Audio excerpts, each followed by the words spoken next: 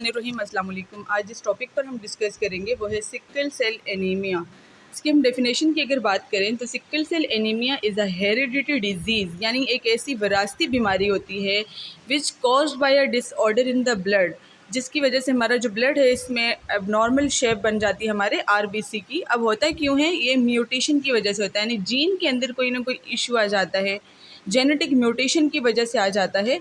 तो जिसकी वजह से हमारा जो आरबीसी है वो नॉर्मल शेप का होने के बजाय सिक्कल यानी जो घास काटने वाली दरांती है या फिर हमारा चांद है, चांद की शेप का ही बन जाता है। इसमें होता क्या है, हीमोग्लोबिन बीटा जीन के अंदर प्रॉब्लम आ जाती है जो कि क्रोमोसोम नंबर 11 पर पाई जाती है।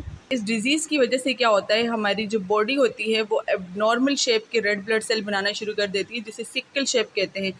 इसकी वजह से ऑक्सीजन की डेफिशिएंसी हो जाती है, यानी low level of oxygen supply हो रही होती है हमारी बॉडी को। तो ये हमारे पास कुछ डायग्राम हैं, जैसे कि ये हमारे पास एक नॉर्मल सेल की डायग्राम है, ये स्फेरिकल शेप है, स्फेरिकल सेल है, ये ओवल सेल है, और ये जो है हमारे पास सिक्कल शेप, इस तरह सेल की शेप देखने को नज़र आती है।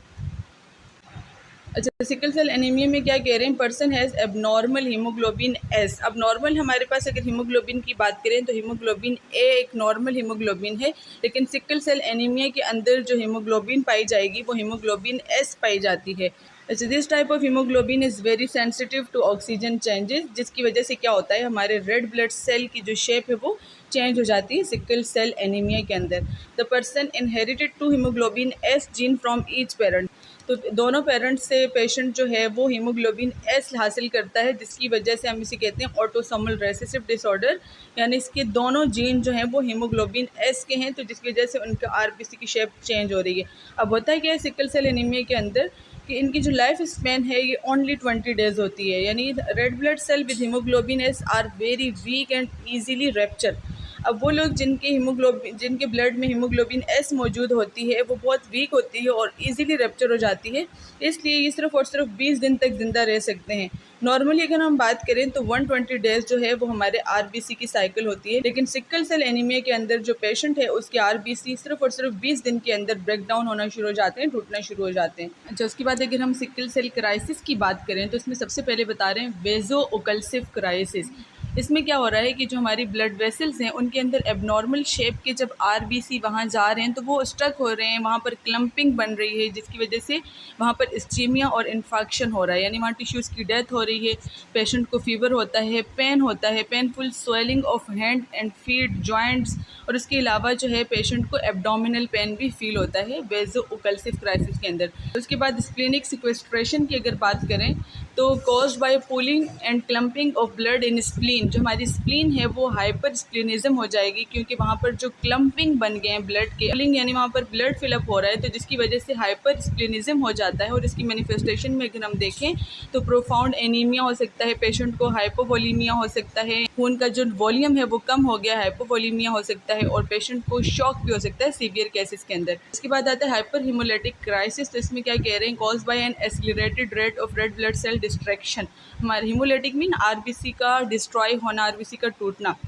तो जब बहुत ज़्यादा आरबीसी टूट जाते हैं, डिस्ट्रैक्शन हो जाती है शॉर्ट पीरियड ऑफ टाइम के अंदर, तो इसको बोलते हैं हाइपर हीमोलिटिक क्राइसिस, जिसकी मैनिफेस्टेशन में एनीमिया, जॉइंटिस और रेटिक्यूलोसाइटोसिस यानी increase number of immature RBC देखने को नजर आते हैं। तो उसके बाद हम बात करते हैं एप्लास्टिक क्राइसिस की। तो इसके अंदर क्या बोल रहे हैं, caused by a diminish production and increase destruction of RBC cell. किस वजह से हो सकता है, किसी वायरल इन्फेक्शन की वजह से या फिर फॉलिक एसिड की डेफिशिएंसी की वजह से एप्लास्टिक क्राइसिस हो सकते हैं।